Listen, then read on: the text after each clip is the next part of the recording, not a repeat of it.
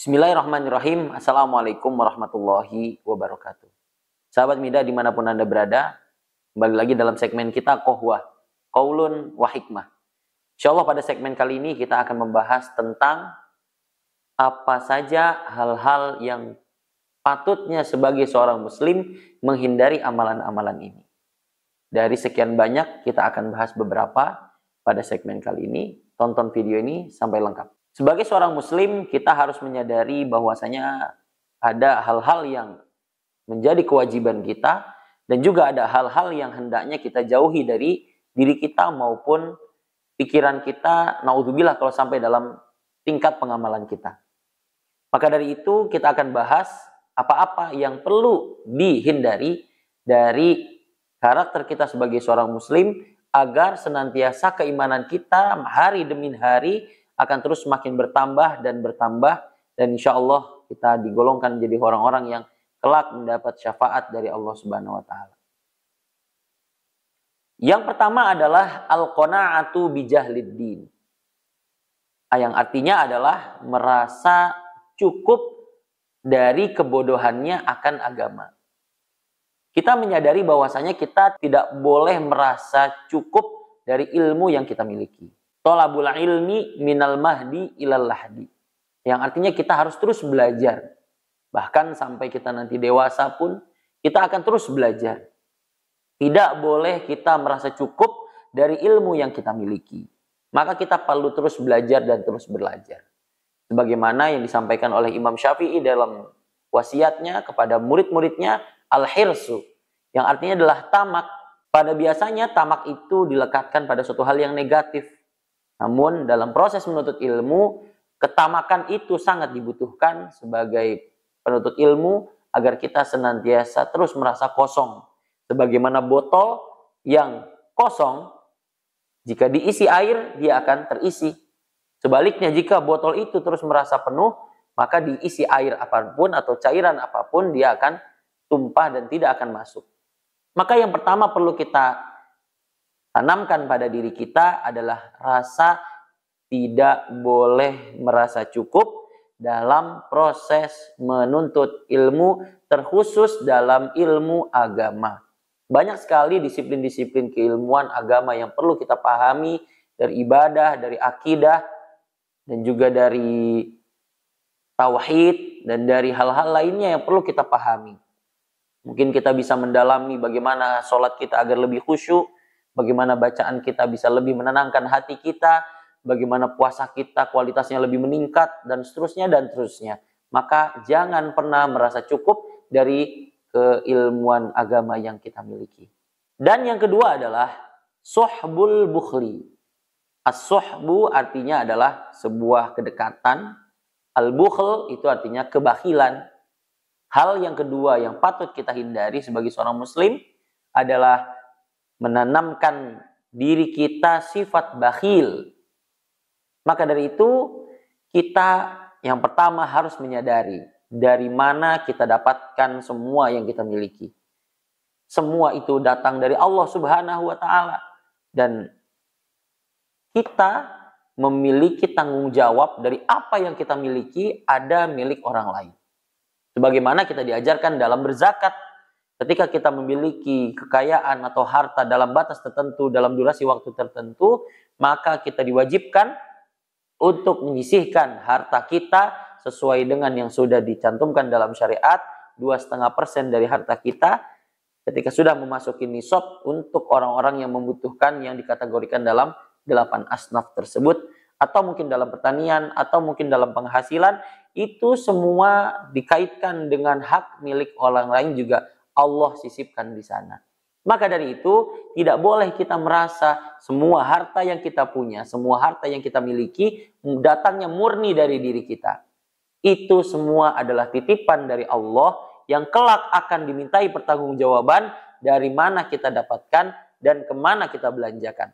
Maka dari itu jangan sampai di hari pembalasan nanti kita menjadi orang yang paling lama mendapatkan hisab karena harta yang kita miliki begitu banyak dan akan terus dimintai pertanggungjawaban dari harta-harta yang kita dapatkan. Yang ketiga adalah al-hirsu 'alad dunya.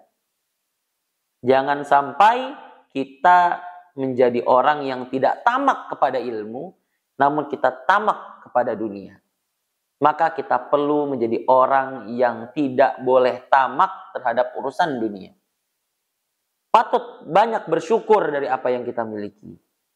Kama qala Allah Ta'ala, sebagaimana yang Allah sampaikan, la in syakartum la azidannakum.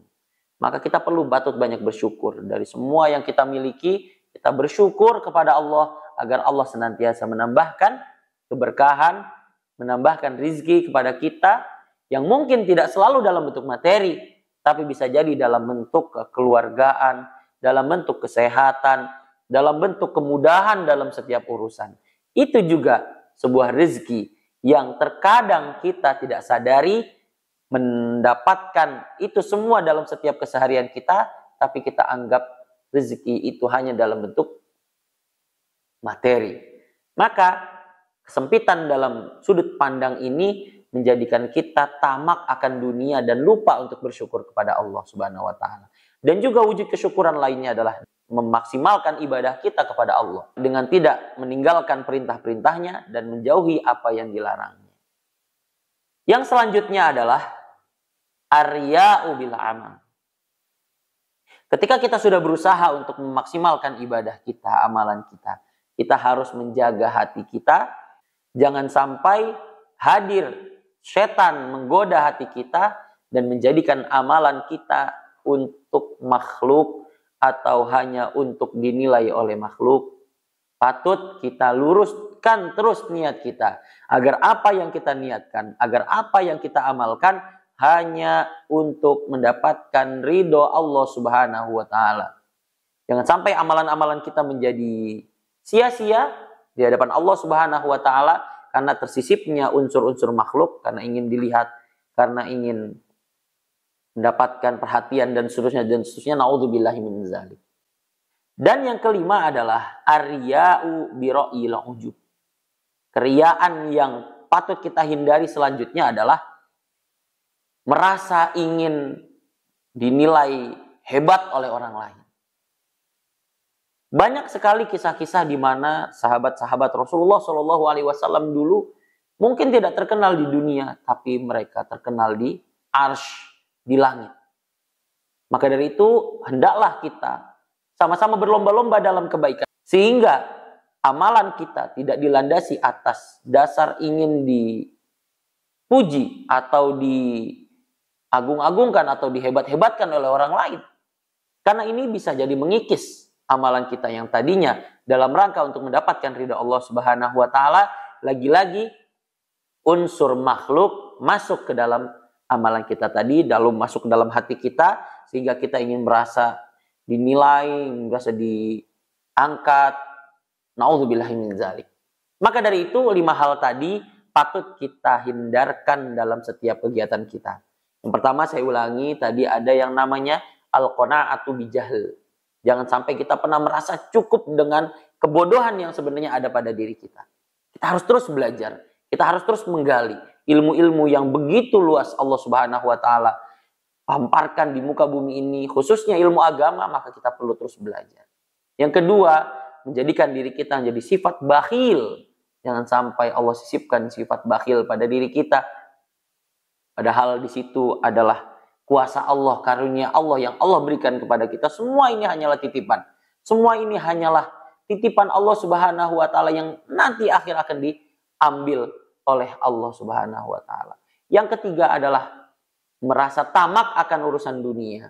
Naudzubillahi min dzalik. Jangan sampai diri kita hanya terobsesi dalam urusan dunia, tapi kita lupa untuk mengobsesikan pikiran kita, amalan kita dalam mendapatkan kehidupan yang terbaik setelah kehidupan hari ini, yaitu di hadapan Allah Subhanahu wa taala. Yang keempat dan yang kelima ini berkaitan dengan hati. Mari sama-sama kita jaga hati kita, jangan sampai tersisipi amalan-amalan dan juga aktivitas ibadah yang kita lakukan kepada unsur makhluk, ingin dilihat, ingin dinilai, dan ingin dipuji, dan seterusnya, kita hindarkan terus dengan terus memperbaiki niat. Terus meluruskan niat. Banyak-banyak beristighfar. Banyak-banyak meminta pertolongan Allah Subhanahu wa taala.